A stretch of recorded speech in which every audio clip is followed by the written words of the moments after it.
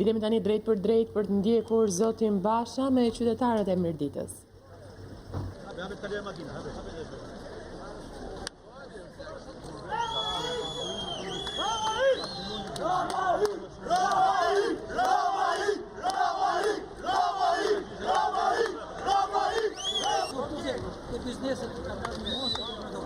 Hajde nduhet. Si sot ditë me maska me armë.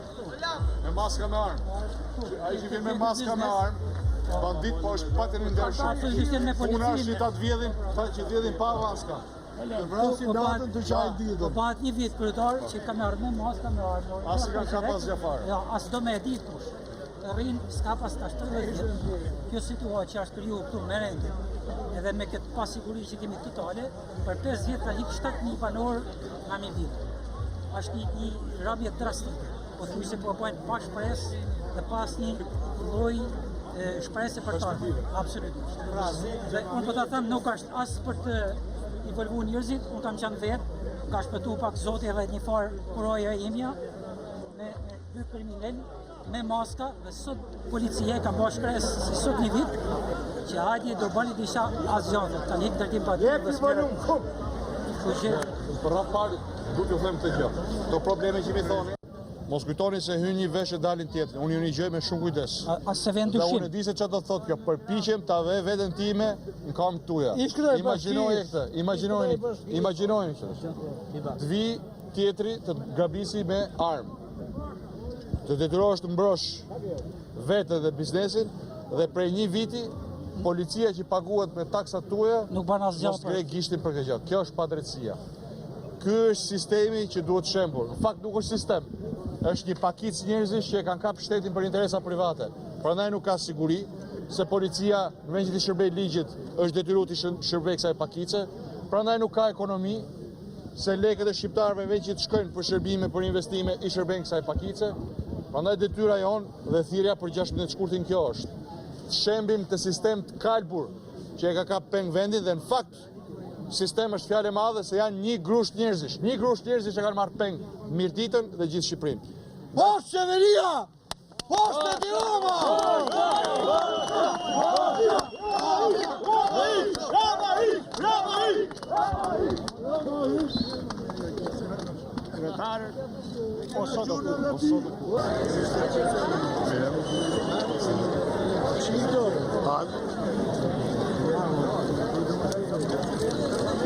Që i galuaj? A je po shumë diku?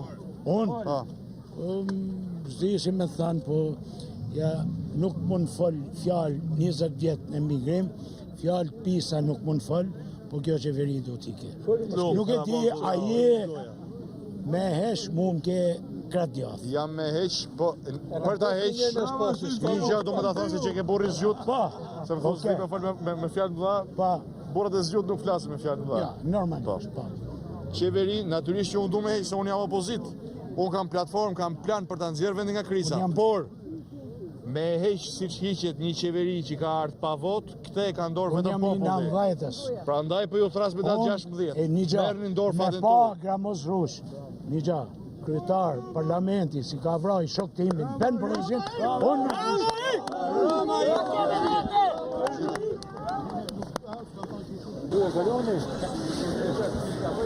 Basha! Basha! Basha! Basha!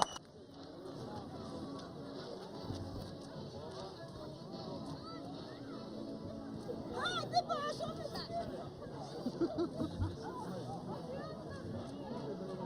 Ja, është e mirë. Jo, Romioni, jo. Kjo është e mirë. Basha, tu në vjetë, s'ka kena buk në angër, fëmit ka! Ta menem vetëm për t'ju vjedh, vetëm për t'ju gjobit, vetëm për të përfituar prej ish. Kjo nuk është qeveri, është bankë. është bankë! Lasën tu në vjetë, i në Prandaj është në dorën tonë t'i japim fund kësaj. E ka morë Kemi një qeveri që menon për ju. E ka Menon për punësimin tuaj, duke filluar nga njerëzit më në nevojë, ata që s'kanë punë, e duke vazhdu me rinin. 100 vota ke ka unë. Falenderoj nga se.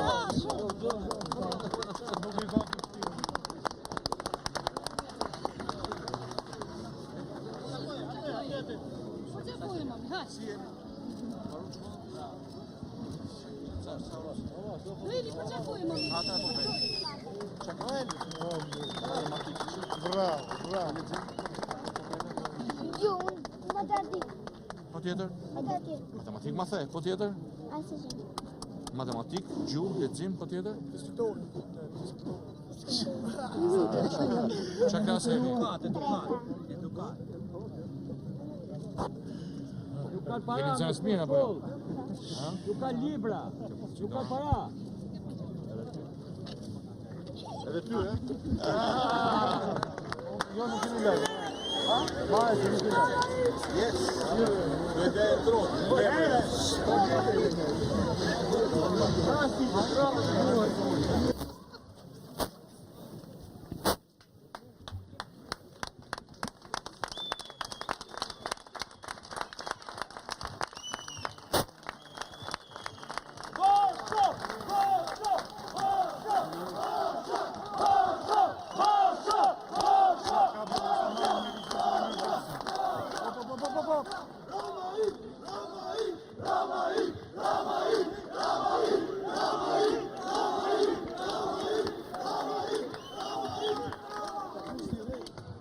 Të dashur vëllezër dhe motra, mirëditore dhe mirëditor, zonja dhe zotërinj, të rinj dhe të reja, nga zemra faleminderit për këtë mirëpritje të jashtëzakonshme.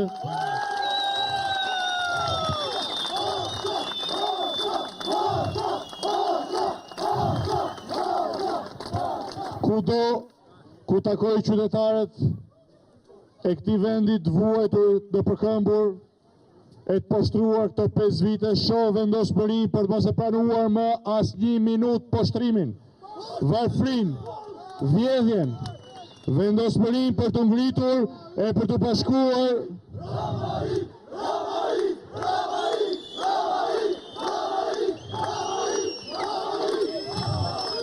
vendosmërin për të marrë në dorë fatet tuaja dhe për të mos e lënë ato në dorë as klimit, as adutve dhe as oligarkëve që kanë marrë peng mirëditën dhe gjithë Shqipërinë. Spari duhet ju them se me çdo do shtrëngim, hall dhe problem që qani, ju dëgjoj me vëmendje dhe ju kuptoj shumë mirë. Ju duhet ta dini fare mirë se problemet tuaja me cilat përballeni ditë për ditë janë problemet e shumicës dërmuese të shqiptarëve. Se ky sistem i kalbur, që në fakt është një pakicë njerëzish, vjedh nga ju dhe i shërben vetëm një grushti grabitçarësh, të cilët kanë rënuar ekonominë, kanë shkatruar sigurinë dhe i kanë vënë kazmën shpresës shqiptarëve për një jetë më të mirë, duke detyruar shumë prej jush të largohen e shumë prej tjerëve të mendojnë largimin si rrugën e vetme. Por jam këtu për t'ju thënë se duke i kuptuar e dëgjuar këto probleme, të cilat i kemi qarë së bashku për vite me radhë, po kështu shoh se bashkë me diellin që ka dalë, po kështu ka dalë e ka lindur një shpresë e re për ndryshim.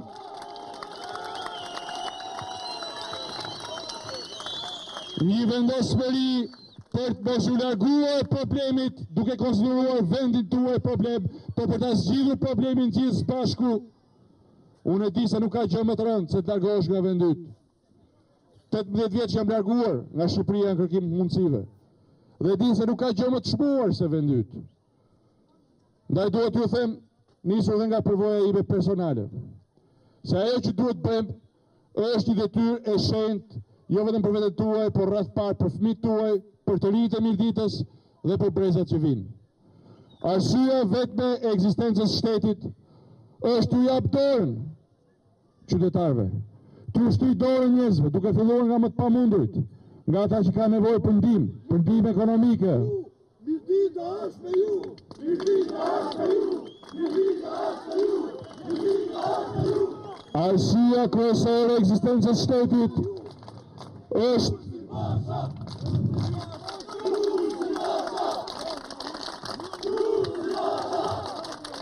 arsyeja kryesore e shtetit është t'i mbështesë njerëzit në nevojë ekonomike. Arsyeja kryesore e ekzistencës së qeverisë është mendoj se si të hap vende pune. Arsyeja kryesore e ekzistencës ligjeve dhe institucioneve është garantoj sigurinë tuaj, shëndetësinë dhe arsimin, punësimin. Arsyeja kryesore e ekzistencës së shtetit pra është kontrata me njerëzit për të shërbyer njerëzve, jo për të vjedhur fondet publike me skema korruptive, por për të kthyer ato në investime që japin vende pune, jo për të zhdukur fondet e shëndetësisë me koncesione, por për mundur që spitalet dhe klinikat tona të ofrohet pak të njëjtin shërbim me të njëjtën cilësi siç ofrohet në vendet e tjera të rajonit. Jo për të varrosur arsimin dhe për të ndëshkuar rinin me universitete që kanë cilësinë më të ulët, po çmimet më të larta, por për të bërë të kundërtën. Që rinia shqiptare, ajo që do marrë në dorë fatet e këtij vendi, të ketë arsimin e duhur, profesionin e duhur dhe shanset për punësim kur të mbarojnë shkollën. E vetmja mënyrë për të arritur këtë është alternativa europiane që Partia Demokratike ka hartuar dhe ka bërë publike, është alternativa e zhvillimit, ku objektivi numër 1 është hapja e vendeve të punës me paga dhe kushte dinjitoze për rinin shqiptare dhe për gjithë popullin shqiptar. Kjo është plotësisht e mundur. Kjo është plotësisht e mundur kur së bashku të ndërtojmë një qeveri që i shërben njerëzve. Kjo është plotësisht e mundur kur miliardat e eurove të taksave të rritura, të çmimit të rritur të energjisë, të çmimit të rritur të naftës, që sot zhduken dhe bën rrushe kumbull dhe pasuri marramendse për Edi Ramën dhe klikën e tij të korruptuar. Ne t'ju akthejmë qytetarëve shqiptarë, t'ju akthejmë zotërve të vërtet që jeni ju.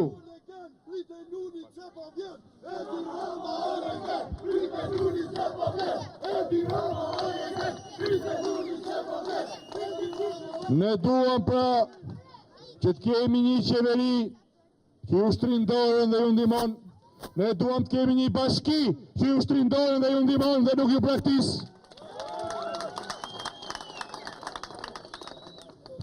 Dhe për këto Europa ka dy mënyra: zgjedhjet e lira, sistemin e drejtësisë.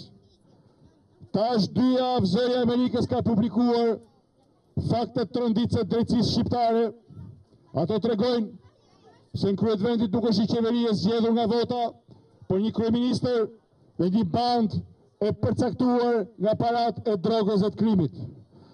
Normalisht, ata e lidhën fatin e tyre me kriminalët, dhe kush e lidh fatin me kriminalët i braktis qytetarët, i vjedh, i gënjen, i mashtron.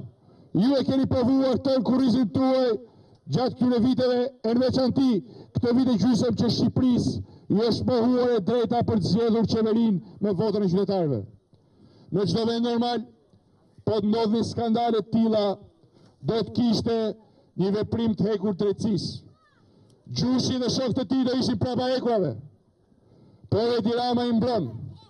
Në vend që të dënoj këtë akt, të distancohet dhe të arrestohen politikanët që kanë bërë masakrën elektorale me bandet e krimit, Edi Rama i mbron për arsyeën e vetme që ju e kuptoni të gjithë. Se pas kësaj skeme është vetë Edi Rama. Si që është pas skemës korruptive në çdo koncesion, në çdo PPP dhe në çdo tender. Edhe qeveria më e korruptuar e botës do ta kishte futur në burg ministrin e një tenderi si ai tek Unaza, ku me 20 milionë euro kilometri bëhe gati grabitja parave të popullit më të varfër të Europës për të mbushur xhepat e politikanit më të korruptuar të Europës që ka zaptuar karrikën e kryeministrit. Kjo është arsyeja pse nuk ndodh. Sepse prapa kësaj vjete qëndron i pari, shefi i qeverisë. Zotëve dhe zotëri, procesi politik ka mbaruar. Zgjedhjet janë asgjësuar nga një grup kriminalësh të cilët nuk ballafaqohen me drejtsinë. Por një gjë Edi Rama nuk e ka kuptuar dhe ju duhet t'ia kujtoni me 16 shkurt se zot i fateve të vendit, se pronar i institucioneve të vendit nuk mund të jetë kur një parti politike, aq më pak një parti politike për njësh me krimin. Se zot i fateve të vendit, se sovrani institucioneve është populli, janë qytetarët. Ndaj me 16 shkurt Ju ftoj që e gjithë mirdita, të gjithë bashku, qytetarë e qytetarë, në veçanti 33-a, shumë prej jush i dha tonin, dignitetin dhe zërin lëvizje studentore, faleminderit dhe mirënjohjen time dhe gjithë shqiptarëve për këtë. Të gjithë bashku, me datë 16,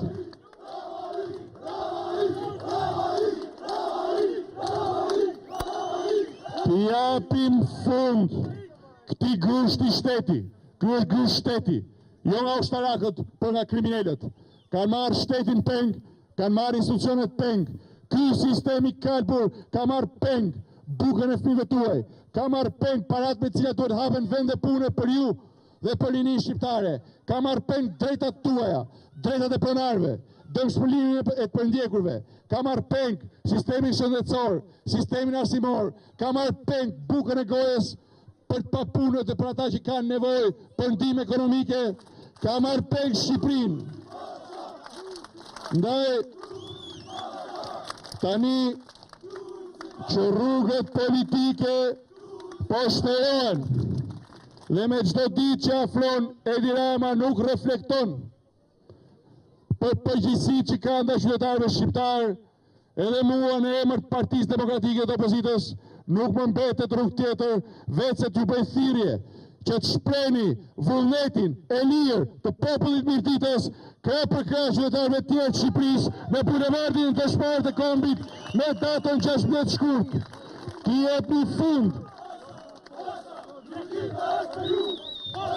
jepni fund grushtit shtetit, ta shembim këtë sistem të kalbur, që është në fakt një grup grabiçarësh dhe të ndërtojmë së bashku një shtet dhe një qeveri që i shërbej qytetarëve.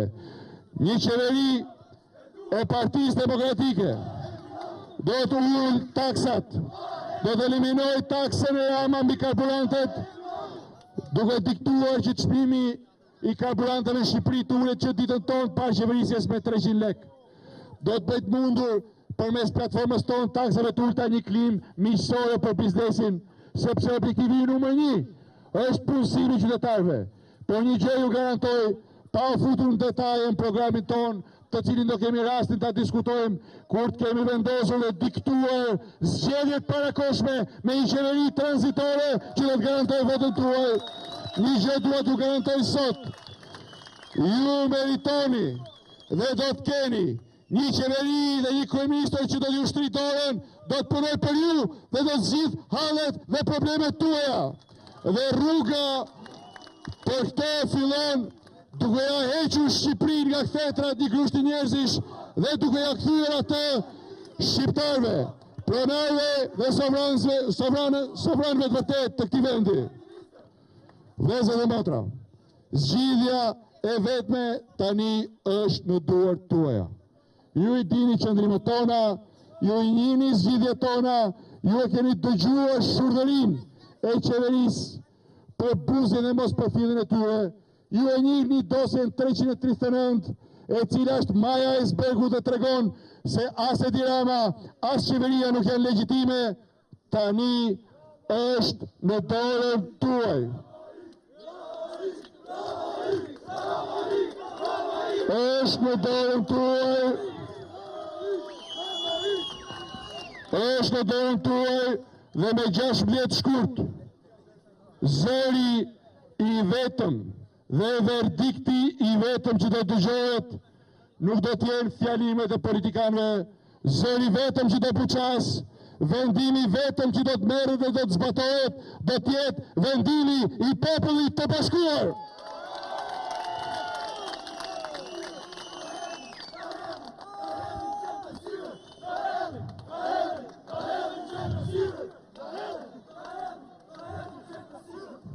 Ndaj uftoj që të japim legitimitetin e plot këtij verdikti popullor, të jeni të gjithë bashkuar, kështu siç u bashkuat sot në këtë shesh, edhe më shumë me miqt,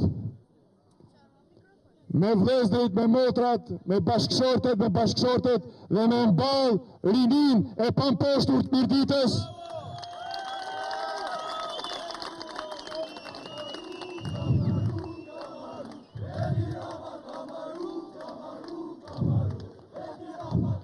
të gjithë bashk për të marrë fatin tuaj në duart tuaja, për diktuar qeverinë e institucione që u shërbejnë ju dhe për një gjë tjetër të madhe. Një mision tjetër të madh kombëtar i cili rëndon me përgjegjësinë e tij mbi shpatullat e çdo shqiptari, por rëndon akoma më shumë mbi këtë themel të identitetit europian të Shqipërisë, që quhet mirëditë, që kur nuk u nda shpirtërisht e kulturalisht nga Europa, kur nuk e ndau dot as fuqia më e madhe ushtarake e botës nga Europa, apo jo? Dhe nga vlerat europiane të demokracisë e të lirisë, nuk ju ndau dot fuqia më e madhe ushtarake e botës, nuk ju ndau dot as diktatura me gjakin mbetur të vlera këtu në Mirditë, në djepin e vlerave europiane, e vlerave të kryshtrimit europian.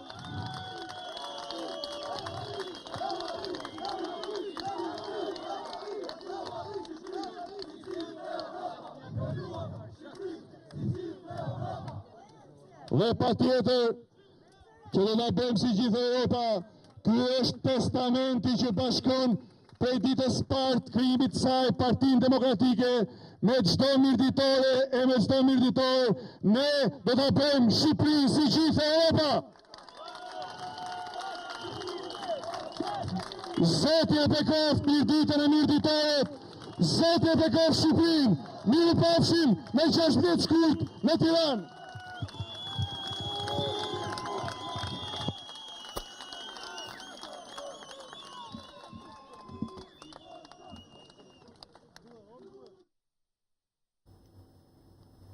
I ka ftuar zoti Basha qytetarët e Mirditës për të qenë pjesëmarrës në protestën e 16 shkurtit në Tiranë. Ne tani do të shkojmë në publicitet, pas pak transmetimet do të vjojnë me kolegun Edvin Parruca.